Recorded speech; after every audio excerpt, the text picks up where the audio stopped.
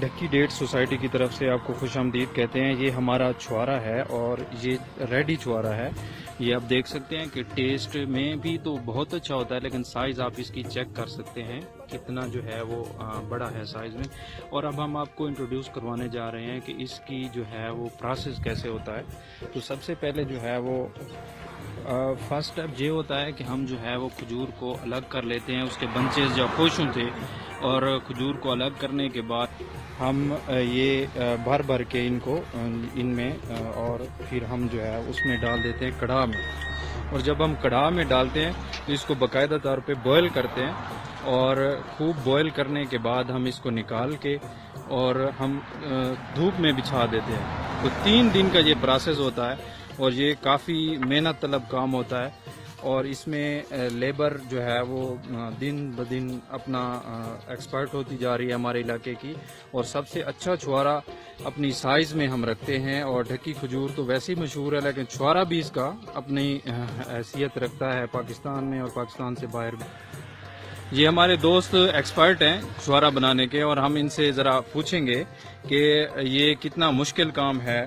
اور یہ ہمارے پاس جو ہے وہ ہمارے خیبر پختونخوا میں آئے ہوئے ہیں. یہ ایکسپرٹ بندہ، یہ سندھ سے آیا ہوا ہے. آپ کا نام جی؟ شہزاد. شہزاد اس کا نام ہے.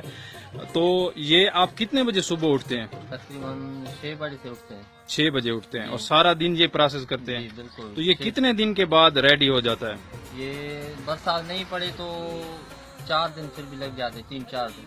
تو برسات کی وجہ سے کافی تکلیف ہوتی ہے، پھر اٹھانا پڑتا ہے، ایک جگہ لگانا پڑتا ہے. یہ وہ ساری رات اس کو وہی دیر برسات دیکھتے ہیں تو وہی اس کو بند کرتے ہیں. ڈھکی کھجور کے بارے میں آپ کیا کہیں گے کہ یہ سائز میں سب سے بڑی ہے؟ آپ کے ہاں سندھ میں بھی کھجوریں ہیں، لیکن یہ سائز میں سب سے بڑی ہے. تو آپ اس کو یہاں پروسیس کرنے آئے ہوئے ہیں، تو کیا اس سے بھی بڑی سائز پاکستان میں ہے؟ نہیں کہیں بھی نہیں، یہیں پہ. اور بالکل یہ نازک ہے ہمارے سندھ سے جو نا، یہ بالکل نازک ہے. وہ ہمارا چھوٹا ہے اور یہ بڑا ہے، یہ اپنے حساب سے پکتا ہے. صحیح. بہت شکریہ شہزاد بھائی. یہ آپ دیکھ سکتے ہیں کہ بوائلنگ کے بعد جب بوائل ہو جاتا ہے چھوارا تو اس کو دھوپ میں اس طرح بچھا دیا جاتا ہے. اور دھوپ میں بچھانے کے بعد یہ 3 دن جو ہے وہ کھلے آسمان کے تلے رہتا ہے. اور اس کی سائڈیں جو ہے وہ لیبر چینج کرتی رہتی ہے.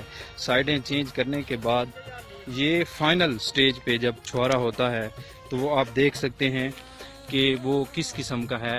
اور پھر یہ انڈیا، اسرائیل اور فارن کنٹریز کو جاتا ہے. تو امید ہے کہ آپ کو ڈھکی چھوارے کے بارے میں معلومات بہت زیادہ بہتر مل گئی ہوں گی. اور انشاءاللہ ڈھکی ڈیٹ کوآپریٹو سوسائٹی آپ کے ساتھ اس طرح ان ٹچ رہے گی، اپنی ویڈیوز کے ذریعے، اپنی پکس کے ذریعے. السلام علیکم ورحمۃ اللہ.